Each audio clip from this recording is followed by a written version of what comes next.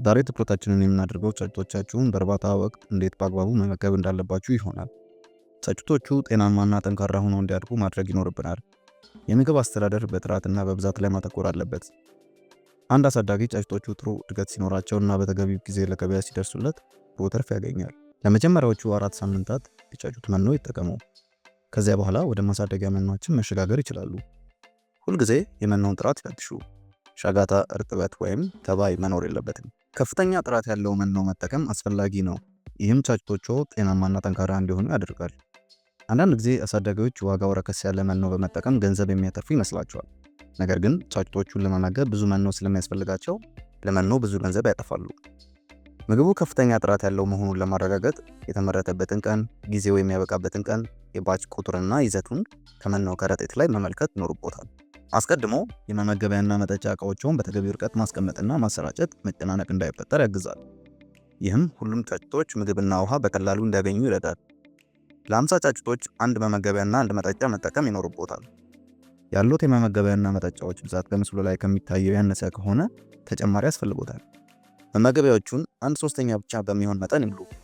ጫጩቶቹ ምግባቸውን ሲጨርሱ መመገቢያውን በነበረበት መጠን መልሰው ይሙሉት። ይህም አስፈላጊ የሆኑ ቫይታሚኖችና ጠቃሚ ንጥረ ነገሮች የያዘው መኖ በመመገቢያው ላይ እንዳይከማች ይከላከላል። ብክለት እንዳይከሰት የመመገቢያና መጠጫ እቃዎችን ቢያንስ በቀን 2 ጊዜ ያጽዱ። የቆሸሹ እቃዎች የጫጩቶቹን የመጠጣትና የመመገብ ፍላጎት በመቀነስ ለበሽታ ተጋላጭ ያደርጋቸዋል። ብዙ ጫጩቶች ዝም ብለው የሚሽከረከሩና የማይመገቡ መሆናቸውን ካስተዋሉ ተጨማሪ መመገቢያዎች መጨመር ይኖርቦታል። ጫጩቶቹ በተለይም በመጀመሪያው ሳምንት ውስጥ ምግብ በቀላሉ ማግኘት አለባቸው።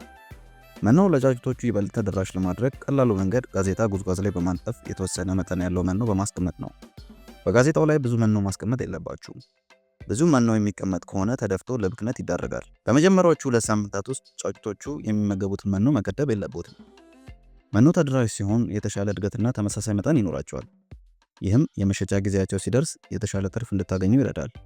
በ30 ቀናት የእርባታ ቆይታ ወቅት በአማካኝ ለአንድ ጫጩት 1 ኪሎ ግራም መኖ መበጀት ያስፈልጋል።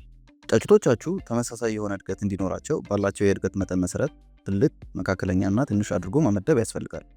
ይህ በሁለተኛው ሳምንት ውስጥ መጀመር ያለበትና የዕለት ተዕለት ተግባር ሊሆን ይገባል። ይህ ተግባር በጫጩቶች መካከል የሚኖረውን የምግብ ሽሚያ በመቀነስ አነስተኛ መጠን ያላቸውን ጫጩቶች ለመደገፍ ይረዳል። ጫጩቶቹን ባላቸው የእድገት መጠን የመመደብ ስራ የዕለት ተዕለት ተግባር ያድርጉ። በተጨማሪም በየሳምንቱ የሰውነት ክብደታቸውን መለካት ያስፈልጋል። ይህም እድገታቸውን ለመከታተልና በተገቢ መልኩ እያደጉ መሆናቸውን ለማረጋገጥ ይረዳል። ጫጩቶቹን በተገቢ መልኩ መመገብ ለተሻለ እድገትና ትርፋማነት ያበቃል። ስለተከታተሉ እናመሰግናለን። በቀጣይ ጤናማ ዶሮዎችን እንዴት ማሳደግ እንደሚቻል ተጨማሪ ምክር ለማግኘት ይከታተሉን።